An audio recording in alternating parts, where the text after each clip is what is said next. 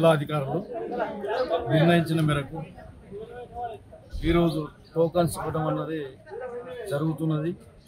దానిలో భాగంగా నిన్న సాయంత్రం నుండే మా అధికారులు కార్యాలయంలో ఉండి ఎవరైతే లబ్ధిదారులు ఉన్నారో వాళ్ళ దగ్గర నుండి కావాల్సినటువంటి డాక్యుమెంట్స్, పట్టా పాస్బుక్ జిరాక్స్ కానివ్వండి, ఆధార్ కార్డు మరియు బ్యాంక్ అకౌంట్, ఇవన్నీ సీరియల్ వైజ్ తీసుకొని మధ్యాహ్నం 1 గంట తర్వాత ఆన్లైన్లో చెక్ చేసి కావాల్సిన వాళ్ళందరికీ కూడా టోకన్స్ ఇష్యూ చేయడం అనేది జరుగుతుంది. దీని పట్ల చాలామంది వ్యవసాయదారులు మేము పేపర్స్ అందజేసాము. ఎట్లనో ఏమో అన్న అనుమానంలో ఉన్నారు.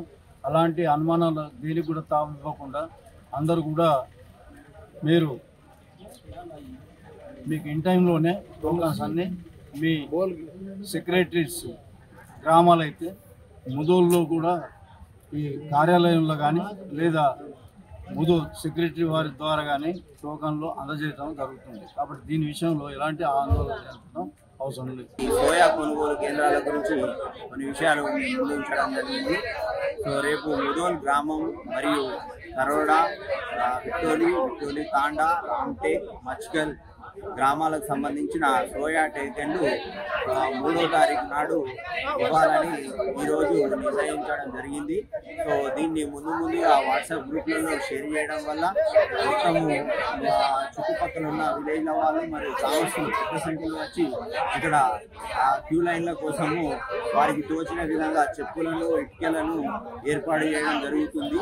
సో ఇలాంటి చర్యల వల్లనే తొక్కిసలాట అయ్యే అవకాశం ఉంది.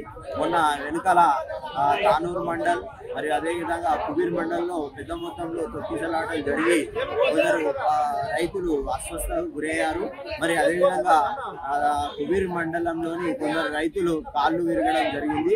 సో ఇలాంటి చర్యలు జరగకుండా అధికారులు మరియు పోలీస్ డిపార్ట్మెంట్ వారు రేపు పొద్దున తొందరగా వచ్చి పొద్దున అనగా 3వ డేట్ నాడు తొందరగా వచ్చి వీటికి ఏదన్నా కొత్త రకమైన చర్యలు చేపట్టి ఇలాంటి తొక్కిసలాట జరగకుండా పబ్లిక్ని చాలా అప్రమత్తంగా ఉంచి వారి దగ్గర నుండి సోయా టోకెన్లు ఇప్పిస్తారని భావిస్తున్నాము.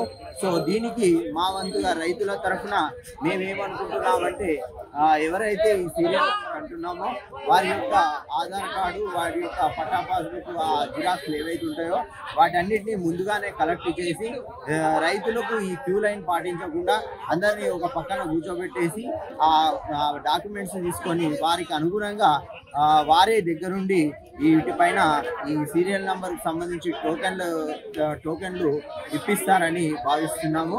సో ఇంకా ఏదైనా కొత్త రకంగా వీటికి పరిష్కారం ఆలోచిస్తే వ్యవసాయ అధికారుల తరఫున కానీ లేదంటే మన ఈ PACS సంస్థ ద్వారా కానీ పోలీస్ డిపార్ట్మెంట్ ద్వారా కానీ ఎవ్రీ ఇయర్ ఇలాంటి చాలా ఇబ్బందులు రైతులు ఎదుర్కొంటున్నారు.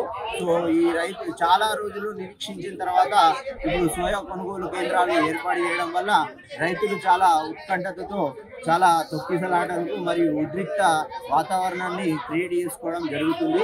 సో దీనికి పరిష్కారం ఏదైనా మంచిగా అందరూ ఆలోచించి ఏర్పాటు చేస్తారని భావిస్తున్నాము. చరిత్ర సృష్టించినోడు ఇప్పుడు ఆ చరిత్రని తిరగరాయబోతున్నాడు. అబద్ధాల గోడల్ని బద్దల కొట్టి నిజాలను రాగా మీ ముందుంచబోతున్నాడు. నిజమైన వార్తల కోసం వెంటనే డౌన్లోడ్ చేసుకోండి రా యాప్ని.